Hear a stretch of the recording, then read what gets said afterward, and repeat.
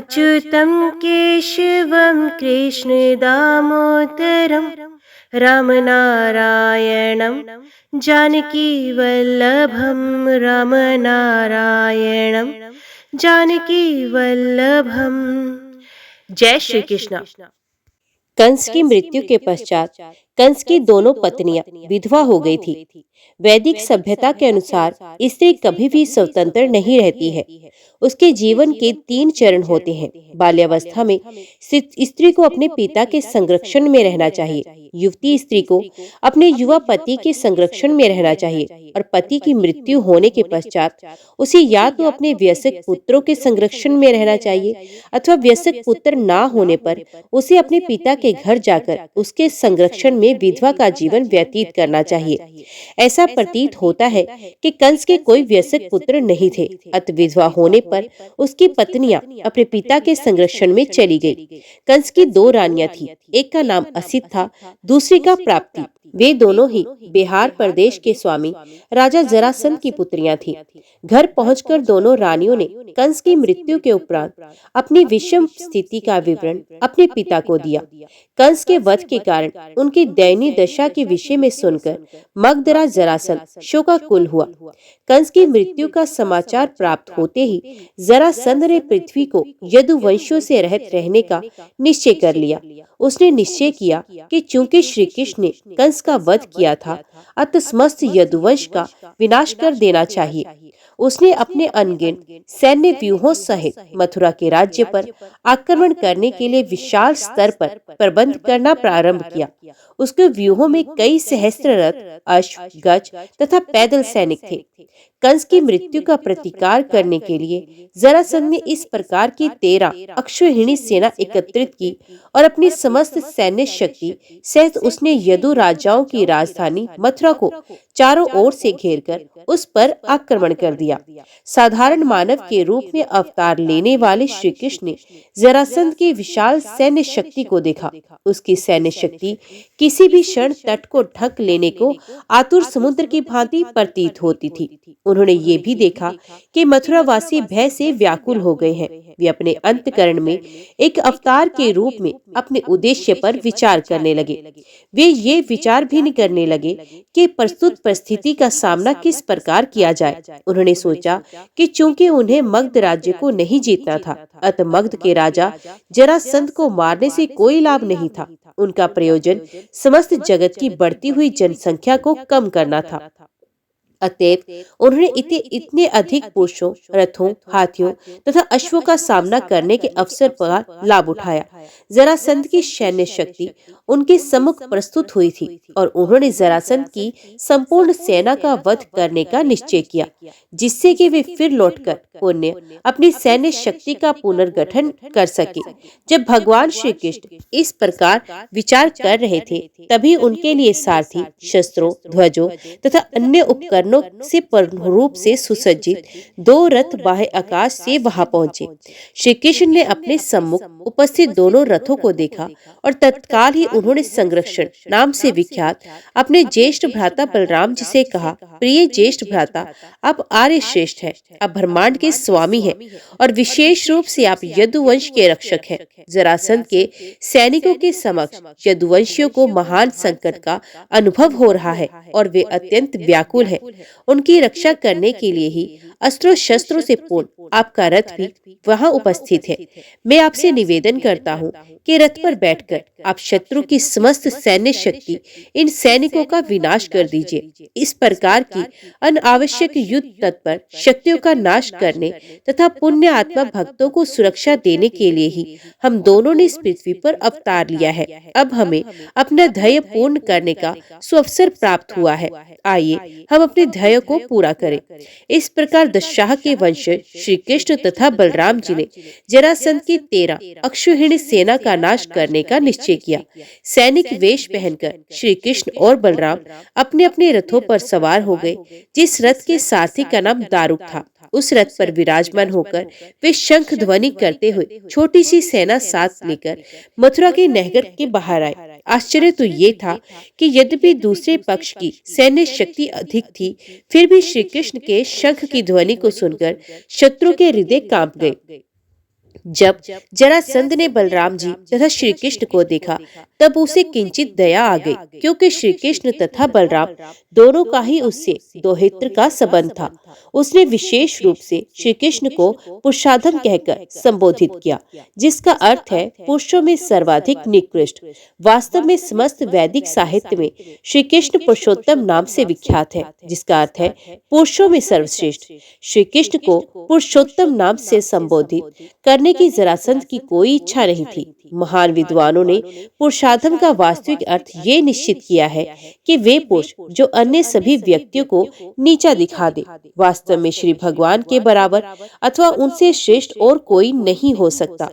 जरासंध ने कहा, श्री कृष्ण और बलराम जैसे बालकों से युद्ध करना मेरे लिए एक महान अपमान होगा।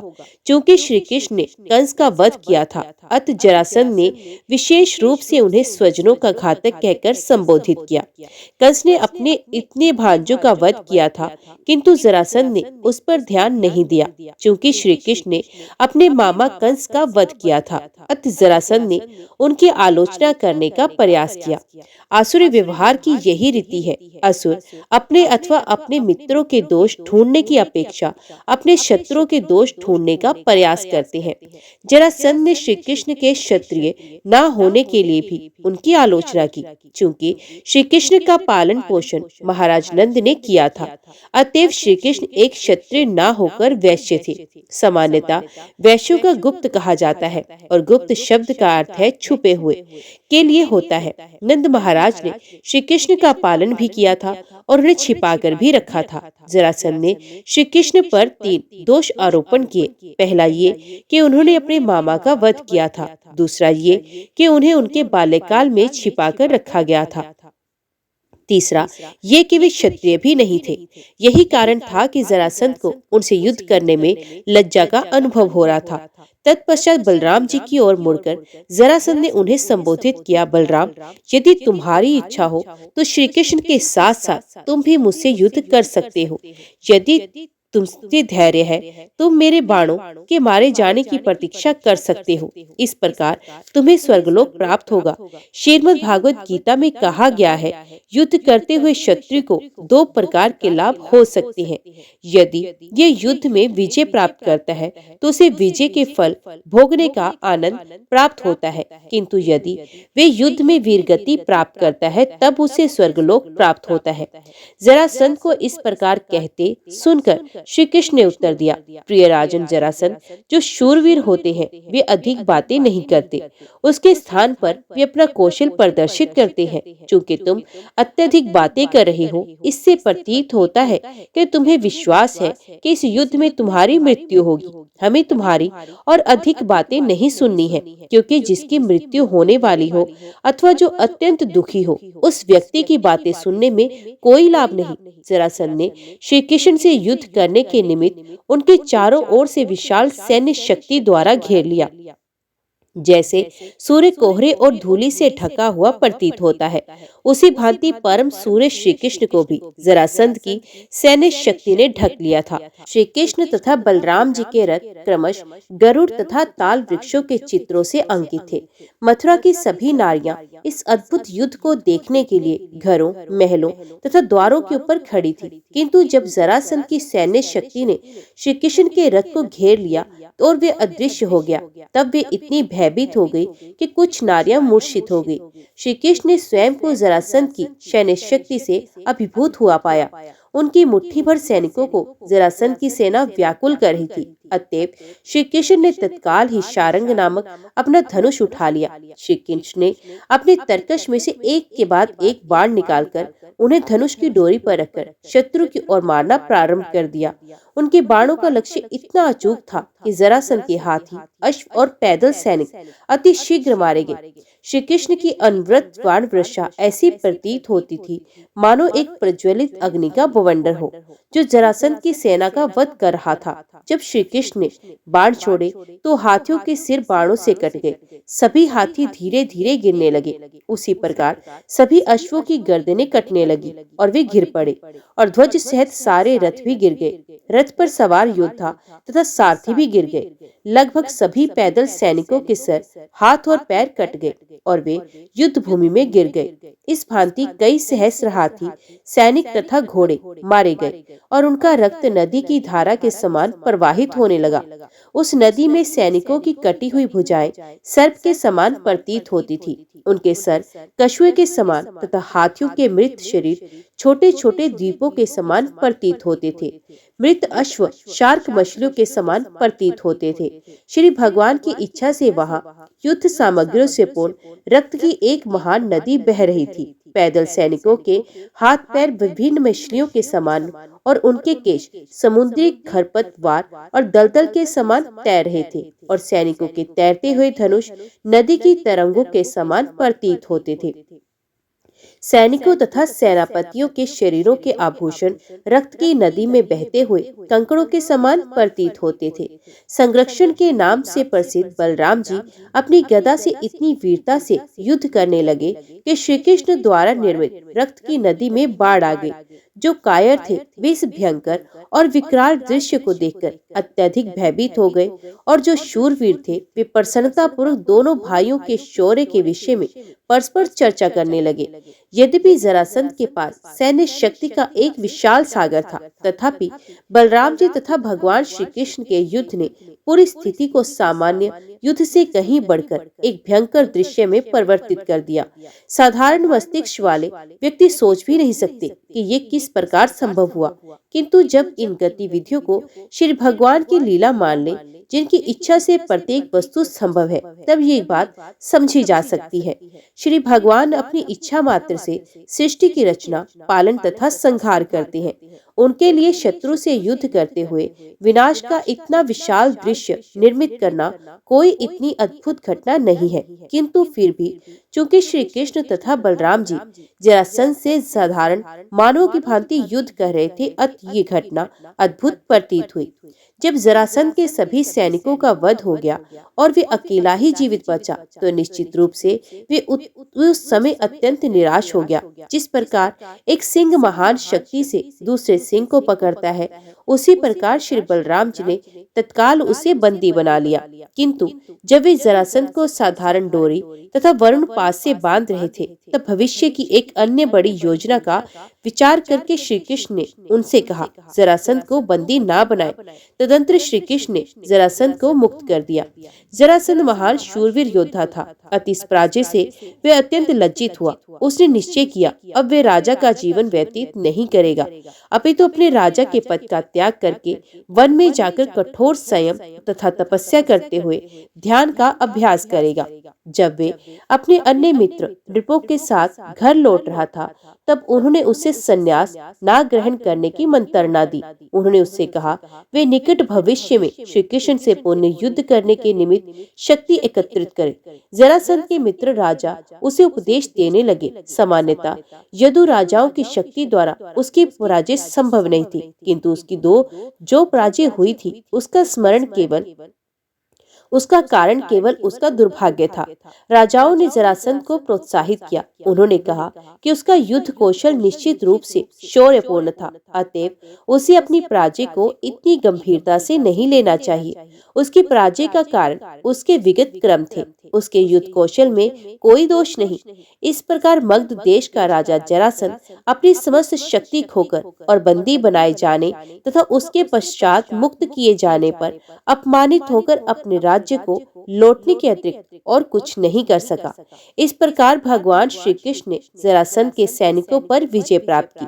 यद्यपि जरासंध की तुलना में श्री कृष्ण की सेना छोटी सी थी, फिर भी उनकी सेना की अल्प मात्र भी क्षति नहीं हुई। जबकि जरासंध के सभी सैनिक मारे गए। उस समय स्वर्ग के निवासी अत्यंत प्रसन्न हो गए और श्री भगवान का यश गान एवं उन पर पुष्प वर्षा करके उनको प्रणाम करने लगे।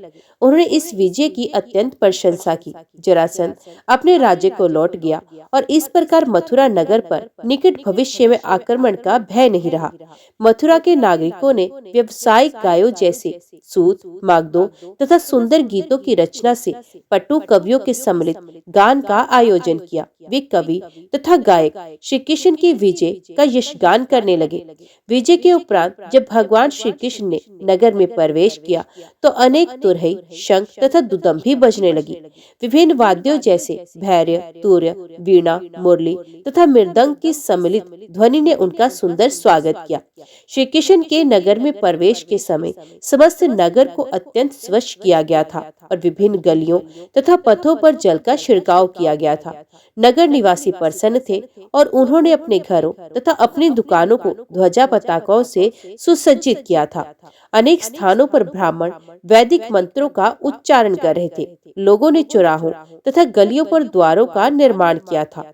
सुंदरता से सज्जित मथुरा नगरी में श्री कृष्ण ने के उल्लासित भाव से प्रवेश करने के समय मथुरा की नारियां तथा कन्याओं ने इस अवसर को और भी अधिक शुभ बनाने के लिए विभिन्न प्रकार की पुष्पमालाएं बनाई।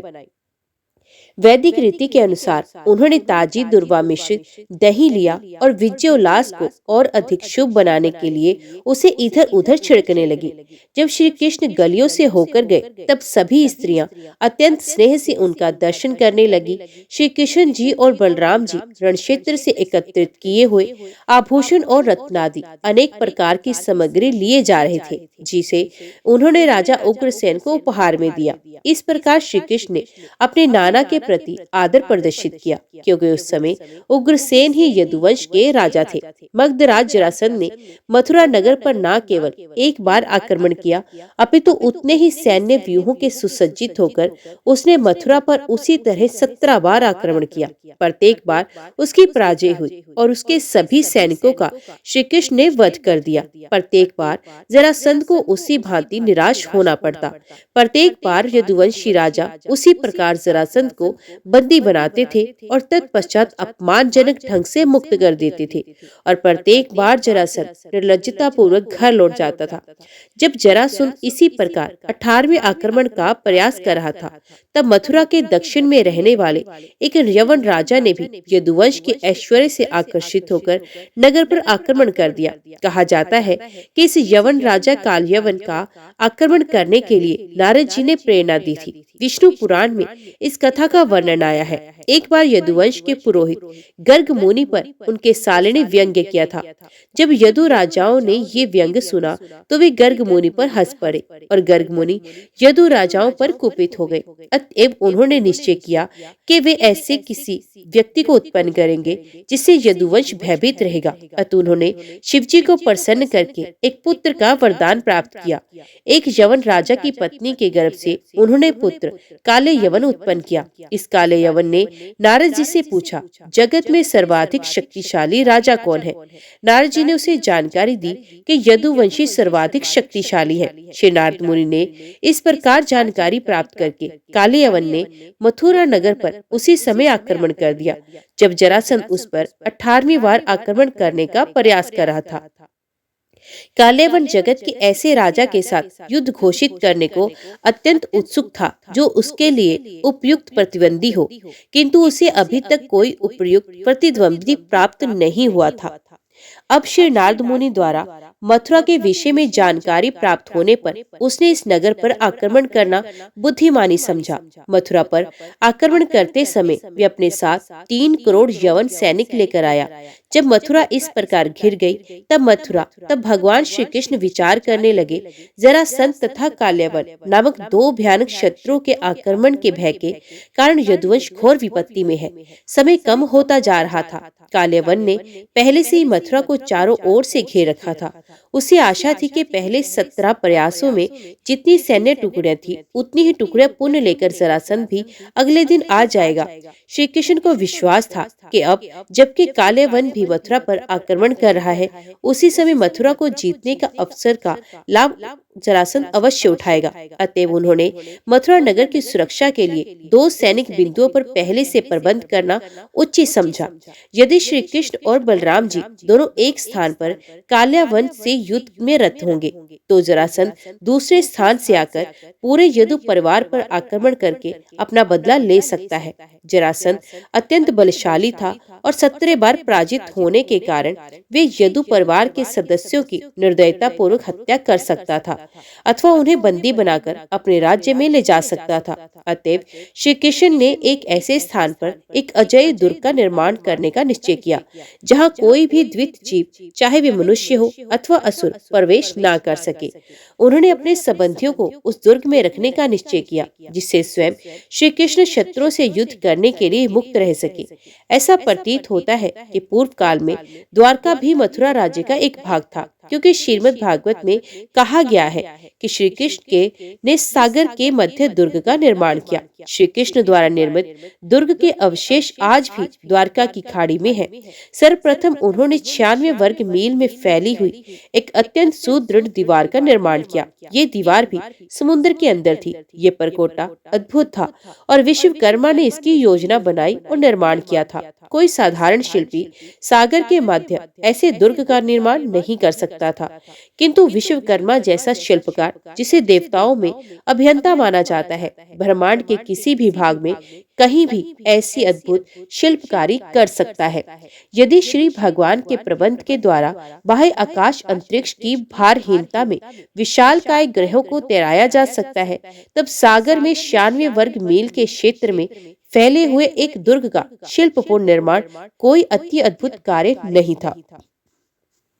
श्रीमद् भागवत में कहा गया है कि सागर के मध्य में विकसित सुनिर्मित इस नवीन नगर में सुनियोजित मार्ग तथा गलियां थी। न केवल वहां सुनियोजित मार्ग था, वे गलियां थी, अपितु सुनियोजित पथ तथा उद्यान भी थे। उद्यान कल्प वृक्षों से पूर्ण थे। वे कल्प वृक्ष भौतिक जगत के साधारण वृक्षों की भांति नहीं थे। कल्प वृक्ष आध्यात्मिक जगत में पाए जाते हैं। श्री कृष्ण की परम इच्छा से सब कुछ संभव है। श्री कृष्ण द्वारा निर्मित इस द्वारका नगर में कल्प वृक्ष लगाए गए थे। नगर में अनेक प्रासाद और गोपुर अथवा विशाल द्वार भी थे। बड़े मंदिरों में से कुछ में अभी भी गोपुर पाए जाते हैं। ये अत्यंत ऊंचे होते हैं और अत्यधिक कलात्मक होते हैं और कलात्मक ढंग से बनाए जाते हैं।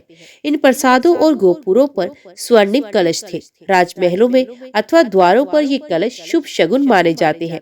लगभग सभी प्रसाद गगनचुंबी थे। प्रत्येक घर में भूमिगत कक्षों में बड़े बड़े स्वर्ण तथा चांदी से निर्मित पात्रों में अन्न संचित रहता था। कक्षों में अनेक स्वर्णिम जल कलश थे।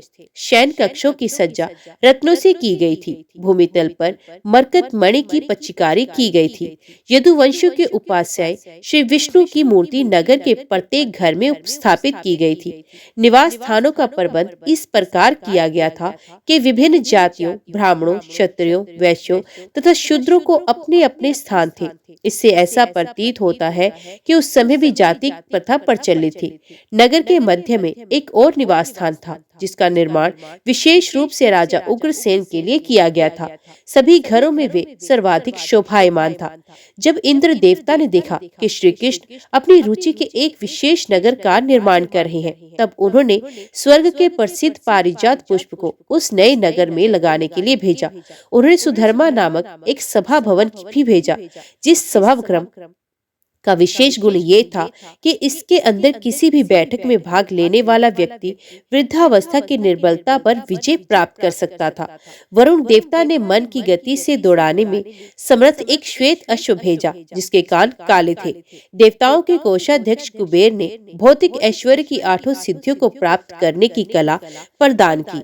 इस प्रकार सभी देवता अपने अपने सामर्थ्य के अनुसार अपने अपने उपहार अर्पित करने लगे।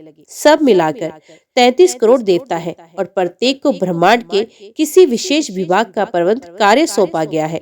श्री भगवान अपनी रुचि के एक नगर का निर्माण कर रहे थे। इस अवसर का लाभ उठाते हुए सभी देवताओं ने उन्हें अपने अपने उपहार अर्पित किए और इस प्रकार द्वारका नगर ब्रह्मांड में अद्वितीय बन गया। इससे इस बात की पुष्टि होती है कि निस्संदेह देवता असंख्य हैं, किंतु वे श्री कृष्ण से स्वतंत्र नहीं है। जैसा कि श्री चैतन्य चरितामृत में कहा गया है कि श्री कृष्ण परम ईश्वर, परम स्वामी है और अन्य सब सेवक हैं। अतएव सभी सेवकों ने ब्रह्मांड में श्री कृष्ण की उपस्थिति का लाभ उठाकर उनकी सेवा करने का सुअवसर प्राप्त किया। इस उदाहरण का अनुसरण सभी को, विशेष रूप से कृष्ण भक्तों को करना चाहिए, क्योंकि सबको अपनी अपनी योग्यता के द्वारा श्री कृष्ण की सेवा करनी चाहिए। जब योजना अनुसार नवीन नगर का निर्माण पूर्ण हो गया, तब श्री कृष्ण ने मथुरा के सभी नागरिकों को वही स्थानांतरित कर दिया और श्री बलराम को नगर पिता बना दिया। इसके पश्चात उन्होंने बलराम जी से मंत्रणा की और कमल की माला धारण करके शस्त्रास्त्र उठाए बिना काल्यवन का सामना करने के लिए नगर से बाहर आए। काल्यवन ने ही मथुरा पर पहले से ही घेरा डाल दिया था। जब श्री कृष्ण नगर से बाहर आए तो काल्यवन ने प्रथम बार श्री कृष्ण के दर्शन किए, जो पीत वस्त्रधारी तथा असाधारण रूप से सुंदर थे। काल्यवन के सैनिकों के समूहों के मध्य से जाते हुए श्री कृष्ण ऐसे शोभायमान हो रहे थे जैसे मेघ समूहों के मध्य चलता हुआ चंद्रमा शोभित होता है। सौभाग्यवश काल्यवन को श्री वत्स की रेखाओं, श्री कृष्ण के वक्ष पर एक विशिष्ट चिन्ह और श्री कृष्ण के कंठ में पड़ी हुई कौस्तुभ मणि के दर्शन हुए। काल्यवन ने चतुर्भुज सुदृढ़ शरीर तथा नव विकसित कमल दल के समान लोचन वाले विष्णु रूप श्री कृष्ण के दर्शन किए। मनोहर भाल और सुंदर सीमित मुख से युक्त चंचल भौहों तथा चलायमान कुंडलों वाले श्री कृष्ण आनंद मूर्ति प्रतीत हो रहे थे। श्री कृष्ण के दर्शन के पूर्व काल्यवन ने उनके विषय में श्री नारद मुनि से सुन रखा था। अब नारद मुनि जी के वर्णों की पुष्टि हो गई। उसने श्री कृष्ण के विशिष्ट लक्षणों तथा उनके वक्ष पर के रत्नों को देखा। उसने श्री कृष्ण की अति सुंदर कमलमाला, उनके कमल नयनों तथा उसी के समान अन्य मनोहर शारीरिक लक्षणों के दर्शन किए। उसे निष्कर्ष निकाला कि ये मनोहर व्यक्ति निश्चय ही वासुदेव है, क्योंकि श्री नारद मुनि द्वारा पहले से सुने हुए सभी विवरण श्री कृष्ण की उपस्थिति से प्रमाणित हो रहे थे। श्री कृष्ण को बिना शस्त्रों तथा रथ के उसकी सेना में से गुजरते हुए देखकर काल्यवन चकित हो गया। वे पैदल चल रहे थे। काल्यवन श्री कृष्ण से युद्ध करने आया था, फिर भी वे इतना सिद्धांतवादी था कि उसने भी कोई शस्त्र नहीं लिया। उसने श्री कृष्ण से द्वंद्व युद्ध करने का निश्चय किया। इस प्रकार वे श्री कृष्ण से युद्ध करके उन्हें बंदी बनाने के लिए तत्पर हो गया। किंतु श्री कृष्ण काल्यवन की ओर दृष्टिपात किए बिना आगे बढ़ते गए और काल्यवन उन्हें बंदी बनाने की इच्छा से उनका अनुगमन करने लगा, किंतु तीव्र गति से दौड़ते पर वे श्री कृष्ण को नहीं पकड़ सका। मन की गति से चलने वाले योगियों के द्वारा भी श्री कृष्ण को नहीं पकड़ा जा सकता।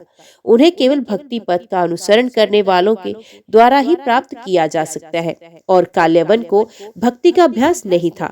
वे श्री कृष्ण को पकड़ना चाहता था, किंतु ऐसा करने में असमर्थ होकर वे पीछे पीछे जा रहा था।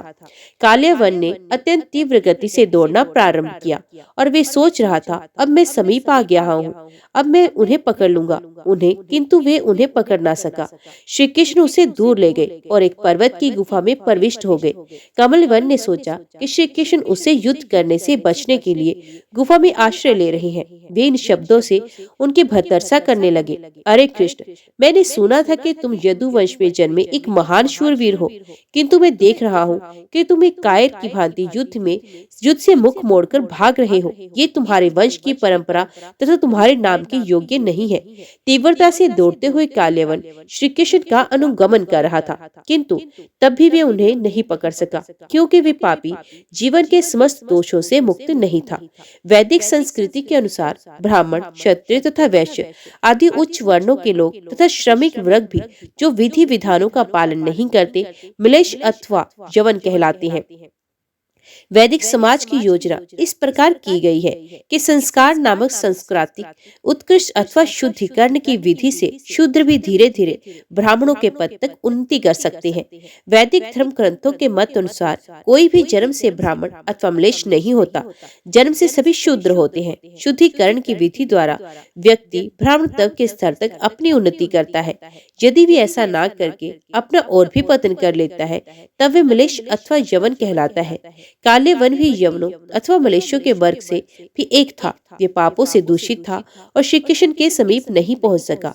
अवैध काम भोग, मांस भक्षण, जुआ खेलने तथा नशा करने के जिन सिद्धांतों को उच्च वर्णों के लिए वर्जित किया गया है, वे मलेच्छों या यवनों के जीवन के अविभाज्य अंश है। इस प्रकार के पापों से बद्ध होने पर व्यक्ति इस साक्षात्कार की दिशा में कोई प्रगति नहीं कर सकता। श्रीमद् भागवत गीता में पुष्टि की गई है, पापों के फलों से पूर्ण रूप से मुक्त होने वाला व्यक्ति ही भक्ति अथवा कृष्ण भावना अमृत में संलग्न हो सकता है। जब श्री कृष्ण ने गिरि कंदरा में प्रवेश किया, तब कालियावन विविध पर कठोर शब्दों से भर्त्सना करते हुए उनका अनुगमन करता रहा। श्री कृष्ण अचानक असुर की दृष्टि से ओझल हो गए, किंतु कालियावन उनका अनुगमन करता रहा और वे भी गुफा में प्रविष्ट हो गया। उसने कंदरा के भीतर सर्वप्रथम एक व्यक्ति को सोते हुए देखा। कालियावन श्री कृष्ण से युद्ध करने को अत्यंत अधीर था। जब उसने वहां श्री कृष्ण को नहीं अपितु उनके स्थान पर एक व्यक्ति को सोते हुए देखा, तो उसने सोचा कि श्री कृष्ण ही इस कंदरा में सो रहे हैं। कालियावन को अपने बल का बहुत घमंड था और उसने विचार किया कि श्री कृष्ण उसे युद्ध करने से बचना चाहते हैं। अतएव सोए हुए व्यक्ति को श्री कृष्ण समझकर उसने उस पर एक तीव्र पदाघात किया। वे सोया हुआ व्यक्ति वह दीर्घ काल से सो रहा था। कालियावन के पदाघात से जब उसकी निद्रा टूटी, तो उसने तत्काल अपने नेत्र खोलकर समस्त दिशाओं में देखा। अंत उसने अपने समीप खड़े कालियावन को देखा। उस व्यक्ति की निद्रा असमय में भंग कर दी गई थी। अतएव वे अत्यंत क्रोधित था। जब उसने क्रुद्ध भाव से कालियावन पर दृष्टिपात किया, तो उसके नेत्रों से अग्नि की ज्वाला निकलने लगी और क्षण मात्र में कालियावन जलकर भस्म हो गया। जब महाराज परीक्षित ने कालियावन के भस्म होने की इस घटना को सुना, तब उन्होंने शील सुखदेव गोस्वामी से उस शयन करते हुए व्यक्ति के विषय में पूछा। वे कौन था? वे वहां क्यों शयन कर रहा था? उसने इतनी शक्ति किस प्रकार प्राप्त की कि उसने दृष्टिपात से ही कालियावन तत्क्षण भस्म हो गया? ऐसा किस प्रकार हुआ कि वे गिरि कंदरा में शयन कर रहा था? उन्होंने अनेक प्रश्न शील सुखदेव गोस्वामी के समक्ष प्रस्तुत किए और शील सुखदेव ने निम्न प्रकार से उत्तर दिया। प्रिय राजन, उस पुरुष का जन्म राजा इक्ष्वाकु के महान परिवार में हुआ था। भगवान श्री रामचंद्र का जन्म भी इसी परिवार में हुआ था। वे महान राजा मंधाता का पुत्र था। वे स्वयं भी एक महापुरुष था और मुचुकुंद के नाम से प्रसिद्ध था। राजा मुचुकुंद ब्राह्मण संस्कृति के वैदिक सिद्धांतों का अत्यंत दृढ़ता से पालन करता था और वे एक सत्य प्रतीक था। वे इतना बलशाली था कि असुरों से युद्ध करते समय इंद्र आदि देवता भी उसकी सहायता की याचना करते थे और इस प्रकार अनेक बार देवताओं की रक्षा करने के लिए उसने असुरों से युद्ध किया था। कार्तिकेय के नाम से विख्यात देवताओं के सेनापति राजा मुचुकुंद के युद्ध कौशल से अत्यंत प्रसन्न थे, किंतु एक बार कार्तिकेय ने राजा से कहा, वे असुरों से युद्ध करने में अत्यंत कष्ट उठा चुके हैं, अतः वे युद्ध से अवकाश लेकर विश्राम करें। सेनापति कार्तिकेय ने राजा मुचुकुंद को संबोधित किया, प्रिय राजन, देवताओं के हेतु आपने अपना सर्वस्व बलिदान कर दिया। आपका राज्य किसी प्रकार के शत्रु के भय से मुक्त एक उत्तम राज्य था, किंतु आपने अपना राज्य त्याग दिया, अपने ऐश्वर्य तथा संपत्ति की उपेक्षा की और अपने व्यक्तिगत महत्वाकांक्षा की पूर्ति भी नहीं की। देवताओं के असुरों से युद्ध करते समय आप अपने राज्य से दीर्घ काल तक अनुपस्थित रहे और उस अनुपस्थिति के कारण समय अनुसार आपके परिवार, आपके संतान, आपके संबंधियों तथा आपके मंत्रियों का स्वर्गवास हो चुका है। काल किसी भी मानव की प्रतीक्षा नहीं करता। अब यदि आप अपने घर लौट भी जाए, तो वहाँ आपको कोई भी जीवित नहीं मिलेगा। काल का प्रभाव अत्यंत बलवान है। काल अत्यंत शक्तिशाली तथा बलवान है, क्योंकि वे श्री भगवान का ही प्रतिनिधि है। अतएव काल क्लिष्ट व्यक्ति से भी बलवान है। काल का प्रभाव बिना किसी कठिनाई के सूक्ष्म वस्तुओं में भी परिवर्तन ला सकता है। काल की गति को कोई नहीं रोक सकता। जिस प्रकार पशुपालक मदारी अपनी इच्छा अनुसार पशुओं को वश में कर लेता है, उसी भांति काल भी वस्तुओं में अपनी इच्छा अनुसार सामंजस्य कर लेता है। महाकाल के द्वारा द्वारा किए गए प्रबंध में कोई भी हस्तक्षेप नहीं कर सकता। मुचुकुंद को इस प्रकार संबोधित करते हुए देवताओं ने उनसे कहा कि मुक्ति के वरदान के अतिरिक्त वे उनसे अपनी रुचि के अनुसार कोई भी वरदान मांग दे। भगवान श्री विष्णु के अतिरिक्त और कोई भी प्राणी मुक्ति देने में समर्थ नहीं है। अतः भगवान श्री विष्णु अथवा भगवान श्री कृष्ण का दूसरा नाम मुकुंद है, क्योंकि वे मुक्ति के दे सकते हैं। राजा मुचुकुंद अनेकानेक वर्षों से सोए नहीं थे। वे युद्ध के कर्तव्य में संलग्न थे, इसलिए बहुत थके हुए थे। आज जब देवताओं ने वरदान मांगने को कहा तो मुचुकुंद को केवल निद्रा का विचार आया। उन्होंने इस प्रकार उत्तर दिया, देवताओं में श्रेष्ठ प्रिय कार्तिकेय, मैं अब सोना चाहता हूँ। मैं आपसे ये वरदान चाहता हूँ कि जो कोई मेरी निद्रा में बाधा डालने का प्रयास करे और मुझे असमय उठाए, उसे मैं केवल एक दृष्टिपात से भस्म कर दूं। कृपया मुझे ये वरदान दे।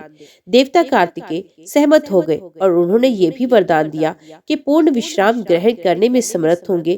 तदंतर राजा मुचुकुंद ने पर्वत की गुफा में प्रवेश किया।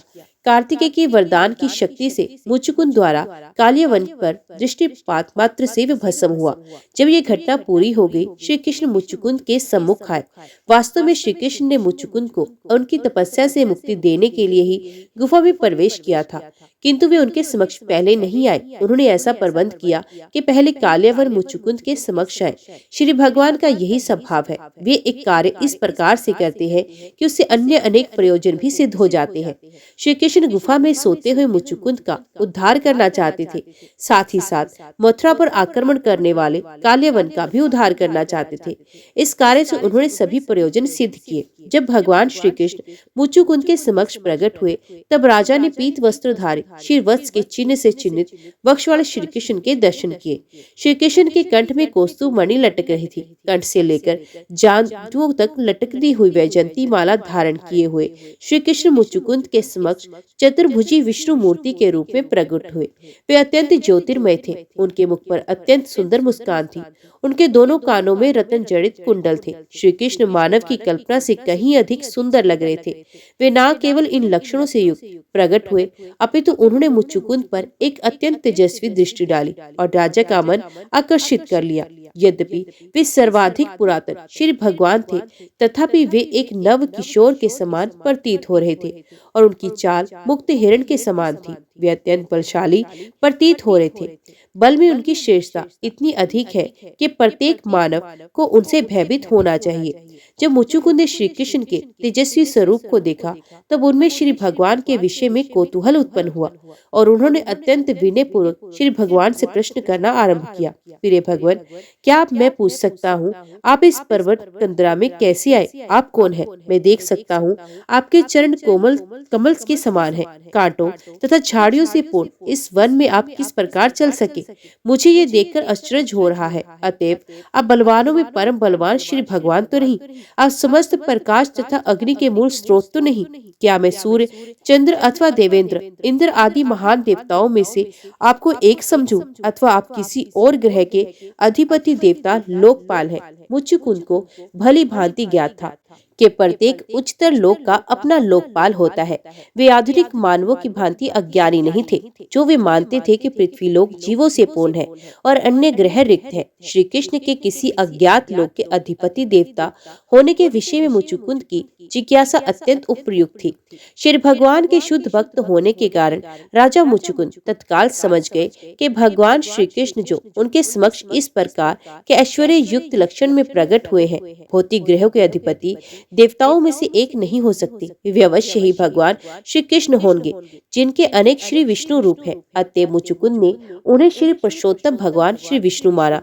मुचुकुंद ये भी देख सकते थे कि श्री भगवान की उपस्थिति से गुफा का गहन अंधकार नष्ट हो गया था। अतः वे श्री कृष्ण भगवान के अतिरिक्त और कहीं नहीं हो सकता। उन्हें भली भांति ज्ञात था कि जहाँ कहीं भी अपने दिव्य नाम, गुण अथवा स्वरूप में श्री भगवान स्वयं प्रकट होते हैं, वहाँ अज्ञान का अंधकार नहीं रह सकता।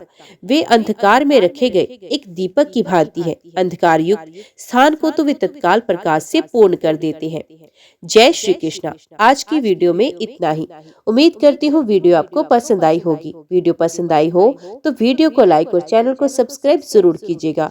जय श्री कृष्णा लिखकर कमेंट बॉक्स में अपनी हाजिरी और अपने सुझाव देना ना भूलिएगा। तो मिलते हैं अगली कथा अगले अध्याय के साथ। तब तक के लिए देखते व सुनते रहिए। जय मां कंजक, जय माता दी।